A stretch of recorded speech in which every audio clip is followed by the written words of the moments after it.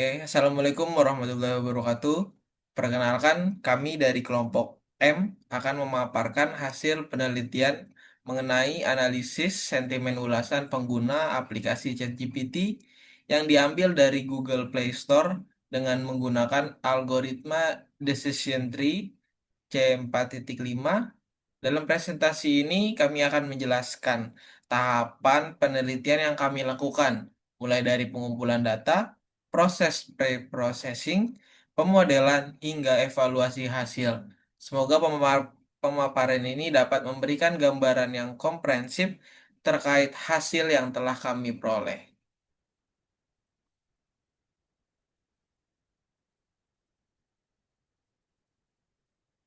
Untuk bagian latar belakang akan dilanjutkan oleh Muhammad Hudan Lil Mutakin.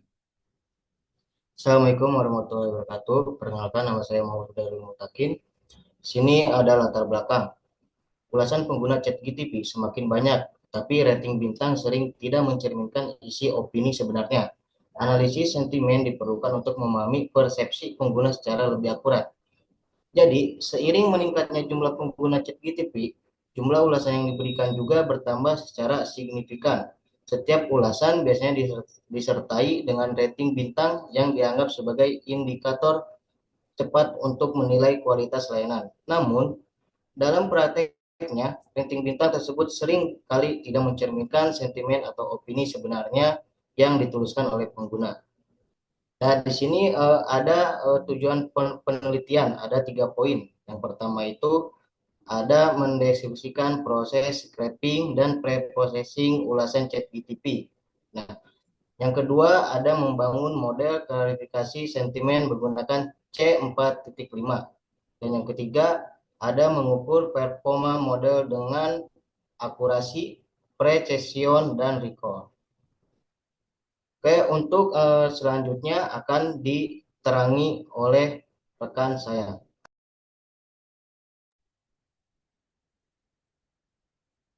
Saya Muhammad Samsul Falah. Saya di sini akan menjelaskan landasan teori. Nah, pada slide ini menjelaskan 3 dasar teori yang akan digunakan dalam penelitian. Yang pertama ada analisis sentimen, yaitu analisis sentimen adalah proses untuk mengetahui opini atau emosi seseorang dari teks yang mereka tulis. Melalui metode ini, kita bisa menentukan apakah suatu kalimat memiliki sentimen positif ataupun negatif. Selanjutnya yang kedua ada algoritma C45. Nah, algoritma C45 ini merupakan metode klasifikasi berbasis decision tree atau pohon keputusan. Nah, algoritma ini memilih atribut terbaik menggunakan gain ratio untuk memisahkan data sehingga menghasilkan model prediksi yang akurat. Selanjutnya, yang ketiga ada rapid miner. Nah, rapid miner ini adalah software data mining atau machine learning yang membantu memproses data, membangun model, serta menganalisis hasil tanpa perlu menulis banyak kode. Tools ini sangat membantu dalam mempermudah proses penelitian. Next.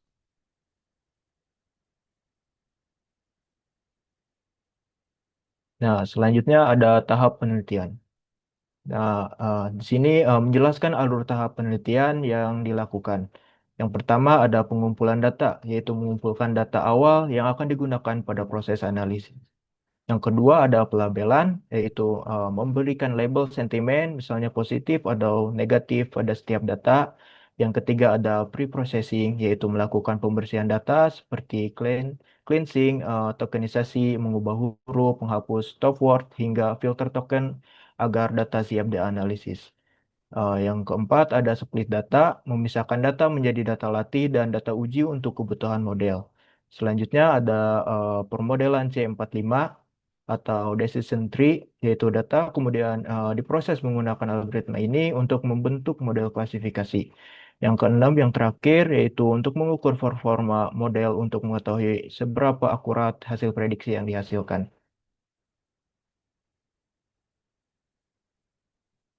Oke, selanjutnya akan dipresentasikan oleh Leman Sulaiman.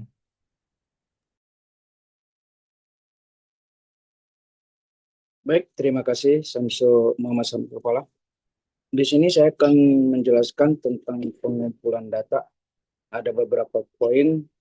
Yang pertama sumber data, kedua ini pengambilan data, ketiga atribut data yang diambil, dan keempat output data.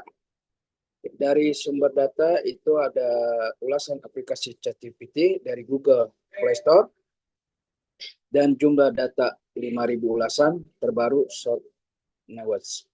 Dan teknik pengambilan data itu ada menggunakan teknik scraping, to Python library, Google Play Scraper. Di atribut data yang diambil, score rating pengguna 1 sampai 5 bintang, konten isi teks ulasan asli, dan yang keempat output data hasil ekstraksi disimpan dalam file CSV. Next. Nah, di sini ada pelabelan data. Apa yang dimaksud pelabelan data? Di sini pelabelan data dilakukan secara manual untuk tiap ulasan yang sudah di-scrape dari Google Play Store. Dalam proses ini, tiap ulasan diberi 3 atribut utama. Yang pertama konten, isi teks ulasan. Yang kedua skor, rating pengguna 1 sampai 5. Yang terakhir sentimen, kategori opini, positif dan negatif. Nah, di sampingnya ada contoh tabel tampilan data ulasan. Yang pertama, ChatGPT helps me in my many work, but I would output the logo and understand it in paste rather than the logo before. Skor 5, sentimen positif. Yang kedua, need to improve. I download it and every time unseen message the sheet automatical effort, and when I open it after closing the comprehension framework itu negatif. Yang ketiga, ChatGPT keep the correct information on what you as it's reliable and good to everyone. Yang keempat, the best of so far.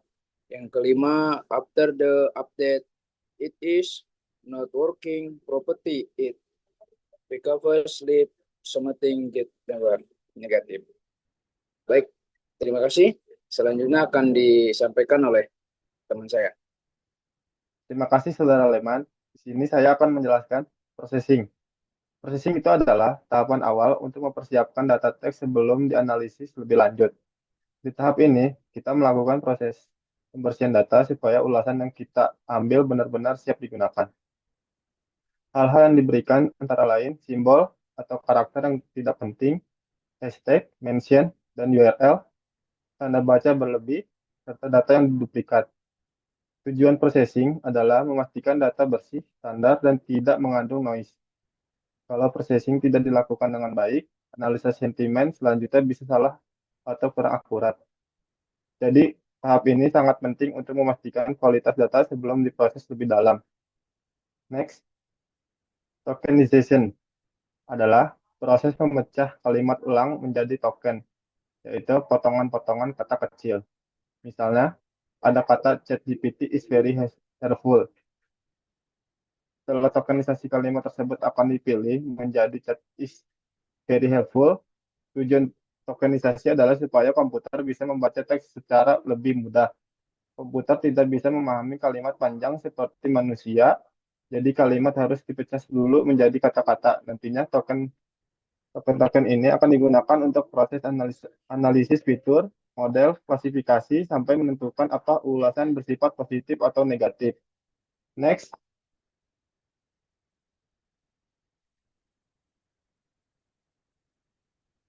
Transform case adalah proses mengubah semua teks menjadi huruf kecil. Contohnya kata good. Kata good huruf besar dan huruf kecil sebenarnya sama saja bagi manusia. Tapi bagi komputer itu dianggap seperti kata yang berbeda. Kata biarkan ini bisa membuat model bingung dan hasil analisis menjadi lebih akurat.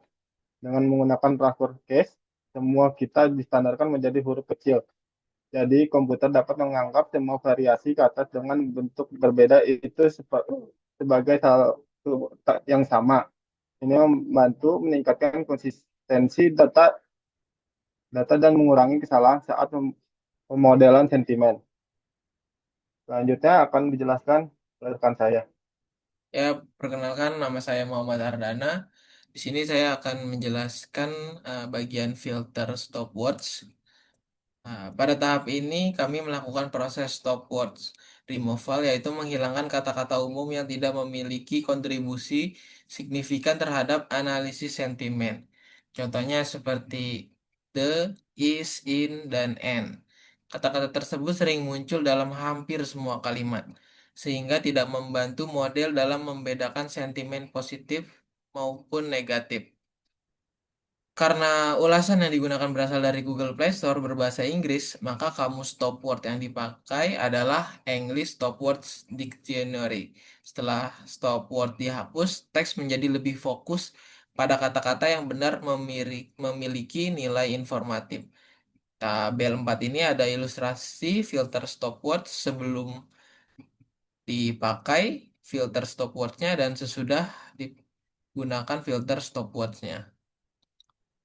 Untuk nextnya, di sini kita melakukan juga filter token. Setelah proses stopwatch selesai, kami melanjutkan dengan filter token. Pada tahap ini, token disaring berdasarkan panjang karakter tertentu, yaitu minimal 3 karakter dan maksimal 10 karakter. Aturan ini diterapkan untuk memastikan hanya kata-kata yang relevan dan representatif yang digunakan dalam proses pemodelan. Kata yang terlalu pendek biasanya tidak informatif, sementara kata yang terlalu panjang seringkali merupakan noise. Dengan demikian, hasil akhir dari proses ini menghasilkan kumpulan token yang lebih bersih dan berkualitas. Di bawah ada contohnya juga di tabel 5 sebelum dan sesudah menggunakan filter token. Oke, kemudian tahap selanjutnya ini ada split data. Setelah seluruh rangkaian pre-processing selesai, dataset dibagi menjadi dua bagian, yaitu data latih dan data uji. Pembagian dilakukan menggunakan metode shuffle sampling dengan rasio 80% untuk data latih dan 20% untuk data uji. Tujuan dari pembagian ini adalah untuk memastikan bahwa model mendapatkan data yang cukup untuk proses pembelajaran, sekaligus memiliki data terpisah untuk menguji performanya. Metode ini membantu meminimalkan bias karena pengambilan data dilakukan secara acak. Kemudian ini ada pemodelan. Pada tahap pemodelan ini kami menggunakan algoritma decision tree C45. Algoritma ini bekerja dengan memilih atribut atau kata yang memiliki gen rasio tertinggi untuk dijadikan pemisah antara kelas sentimen. Model ini dibangun menggunakan yang tadi 80% data latih, kemudian diterapkan pada 20% data uji menggunakan operator apply model di RapidMiner. Hasilnya adalah pohon keputusan yang memuat aturan klasifikasi yang dapat memprediksi apakah suatu ulasan bersentimen positif atau negatif. Untuk slide selanjutnya, ini ada hasil dari pengujian algoritma tersebut. Setelah pemodelan tadi, ini ada tahap evaluasi dilakukan menggunakan confusion matrix untuk memperoleh nilai akurasi, presisi, dan recall. Berdasarkan hasil pengujian model C45, memperoleh akurasi sebesar 89,04%, yang menunjukkan bahwa model bekerja dengan baik dalam mengklasifikasikan ulasan pengguna. Model memiliki kinerja yang sangat baik pada kelas positif dengan nilai presisi 88,89% dan recall itu 100%. Ini berarti hampir seluruh ulasan positif berhasil dikenali dengan benar. Namun, recall negatif ini hanya mencapai 10,89%, yang menunjukkan bahwa model masih kesulitan mengenali sebagian besar ulasan negatif. Hal ini disebabkan oleh ketidakseimbangan jumlah data, di mana ulasan positif jauh lebih banyak dibandingkan ulasan negatif. Jadi secara keseluruhan, Algoritma C45 ini sangat efektif untuk mendeteksi ulasan positif, tetapi kinerjanya dapat ditingkatkan untuk kelas negatif melalui teknik penyeimbangan data pada penelitian selanjutnya. Mungkin ini ada gambar 5 hasil pengujian algoritma decision tree menggunakan rapid miner, dan yang di bawah juga tabel 6-nya yang tadi sudah dijelaskan presentasi hasil validasi decision tree C4.5. Oke, untuk selanjutnya akan dijelaskan oleh rekan saya. Perkenalkan, nama saya Iksan Firmansyah dengan NIM 19259053. Pada bagian ini, saya akan menyampaikan demo program untuk menunjukkan bagaimana proses analisis sentimen dijalankan sesuai dengan metode penelitian yang digunakan. Yang pertama, kita buka rapid miner-nya. Nah, di sini terdapat sebuah operator, terdapat 8 ya. Terdapat 8 operator. Yang pertama ada read CSV. Nah, ini read CSV ini adalah sebuah operator untuk membaca sebuah dataset yang bertipe CSV. Kemudian kita klik tombol import configuration untuk mengimport dataset yang akan kita gunakan. Nah, ini adalah dataset yang akan kami gunakan. Kemudian kita next. Nah, ini adalah preview dari dataset yang akan kita gunakan ya. Kemudian kita next. Nah, untuk di sini kolom sentimennya kita rubah role-nya menjadi label. Kemudian kita klik OK. Mengapa kita rubah menjadi label? Karena label dalam dataset ini sebagai untuk penanda ataupun target output yang ingin diprediksi oleh suatu modelnya. Nah, untuk penelitian yang kami lakukan ini, output akhirnya itu adalah ingin berupa kalimat itu apakah berupa positif ataupun negatif. Selanjutnya, kita klik finish.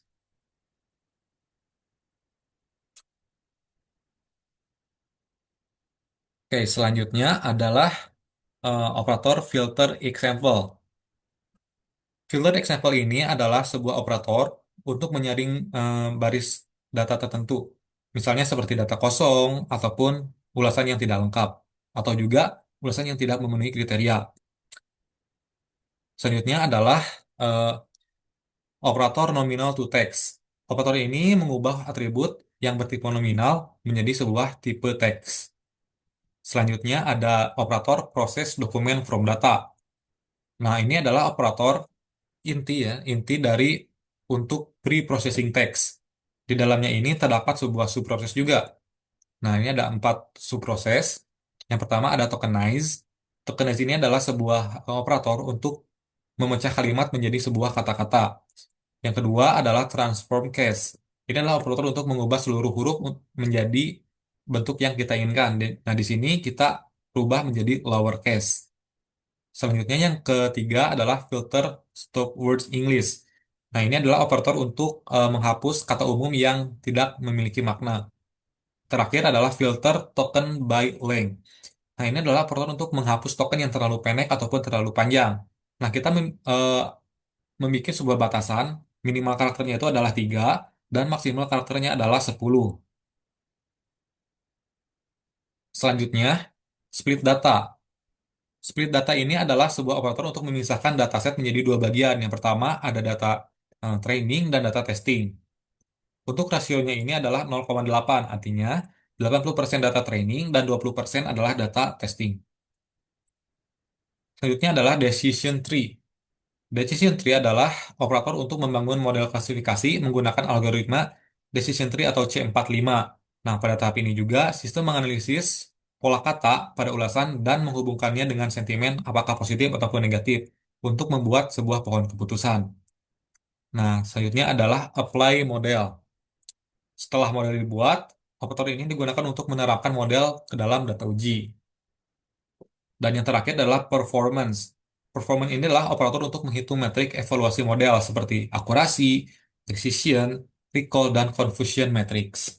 Nah, setelah operator-operator ini dikonfigurasi dan dihubungkan satu sama lain, kemudian kita jalankan programnya.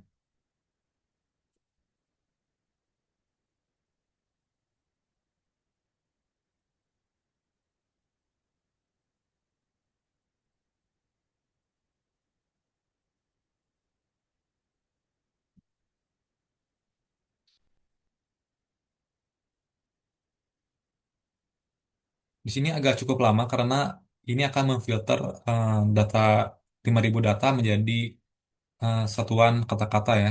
Jadi agak memakan waktu sedikit lebih lama. Jadi kita tunggu saja.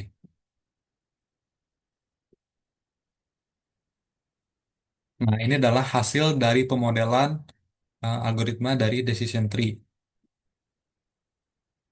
Nah, apabila ada terdapat sebuah kata words dan lebih dari 0,2113%, itu artinya adalah negatif dan seterusnya. Selanjutnya adalah performance vector ataupun hasil dari pemodelan eh, ini ya. Terdapat sebuah akurasi dari pemodelan ini cukup tinggi, yakni ada sekitar 89,04%. Selanjutnya ada prediction positif. True positifnya ada sekitar 4.385 data. True negatifnya ada 548 data. Dan class precisionnya ada 88,89%. Selanjutnya adalah prediction negatif. True positifnya adalah 0, 0 data. Kemudian true negatifnya 67 data. Kemudian class precisionnya adalah 100%. Selanjutnya yang terakhir adalah class recall. Untuk true positifnya, class recall-nya adalah 100% dan true negatifnya adalah 10,89%. Nah, ini ada eh, data yang mungkin kurang akurat, sekitar 10,89% ya. Ini disebabkan karena ketidakseimbangan data dari antara positif dan negatif. Namun secara keseluruhan, eh, pemodelan analisis sentimen dari ChatGPT menggunakan algoritma C45 ini cukup baik dan cukup akurat, yang sekitar 89,04%, yang artinya algoritma ini dapat menganalisis sentimen secara baik dan cukup tinggi juga. Selanjutnya, kesimpulan dari hasil penelitian ini adalah yang pertama, ada proses penelitian. Secara keseluruhan, penelitian ini berhasil melalui seluruh tahapan yang penting. Dengan analisis sentimen ChatGPT ini diperoleh melalui teknik web scraping. Kemudian dengan proses pelabelan manual, pre-processing ataupun pembersihan teks, split data atau pembagian data, hingga pemodelan algoritma C45 sebagai analisis sentimennya. Yang kedua adalah hasil akurasi modelnya.